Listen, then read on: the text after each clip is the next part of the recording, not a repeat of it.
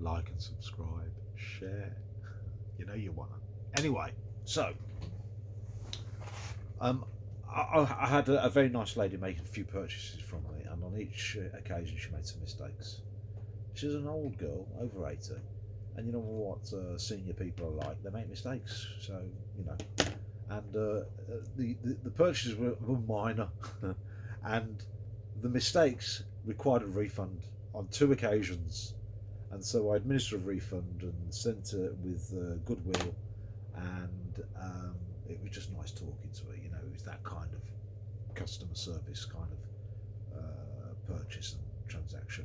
I didn't make a penny. I probably lost more than I made. In fact, I probably didn't make anything, so I lost.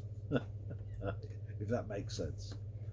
However, she made the purchases on behalf of a church and a place of worship. She was using the products and ribbon to make things, you know, for a particular festival.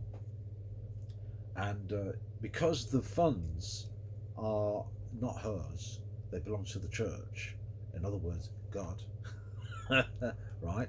She was very anxious about making sure that that money gets back to God. And you know, the message is that it's I'm holding on to God's money, and you know, it's a sin. So I felt a bit anxious about it myself, and I said, "Look, I'll look into it for you. I'll investigate it." So I went and had a look all the way through. Couldn't find anything about it. All I could see was that I'd made the refund. It was in the timeline. And how do you get to speak to Shopify? You know, the executives. It's a nightmare. It's like eBay.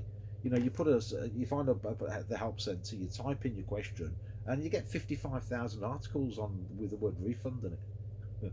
And you start. This is where the anxiety creeps, and you start to you start to get anxious because you think, why did I take the order in the first place? Why was I so helpful to start off with? It just gets you into trouble, doesn't it?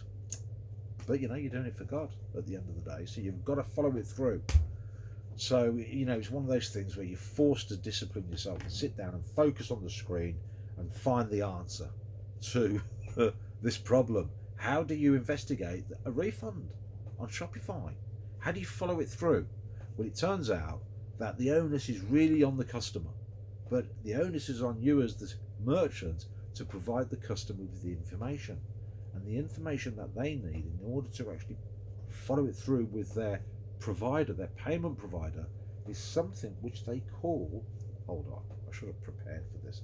It's something which they call an acquirer's reference number. And when you make the refund, it records the event in a timeline, doesn't it, underneath the transaction? So you go into the customer order, and you'll see the transaction details, their address, how much it was, the VAT, the tax, all that kind of thing, you know, and their history. Not their history, yeah, the history of how they found you, how many purchases they've made. You know, it's the sales record, right? But at the bottom, further down, is off the page. You have to scroll down. At the bottom is the timeline, the schedule of events, and what you're looking for is a record. In this particular case, right, it was £2.59. I'd rather just go in my pocket and actually, if I could, I'd just give it to her, you know. But you can't. It's all electronic. You've got to deal with it. So it was £2.59. Was refunded using a MasterCard ending in their number via ShopPay. So she used ShopPay. And the acquirer's reference number it's called an ARN, and it gives you this big long number. And what you've got to do is copy that number and send it to the customer and say, God bless, good luck with this. This is the number that you need in order to actually follow through. So that's all you've got to do, really. And I thought it was a useful piece of information for those shopkeeper sellers out there who might find themselves at some point doing a refund. I bet you drop shippers do regular refunds all the time, and this is not news to them. This is, you know, it's probably a known thing. But to me, I think I've done 3 or 4 refunds in the whole 5 or 6 years that I've been with Shopify, and none of them have ever come back to me to say that their £2.59 hasn't arrived. And I looked and said, you've got to give 10 days. It said it was over 10 days ago. Oh, and then they throw God in the mix, and you think, oh, bloody hell. I got to do something. For God, I got to do it, right?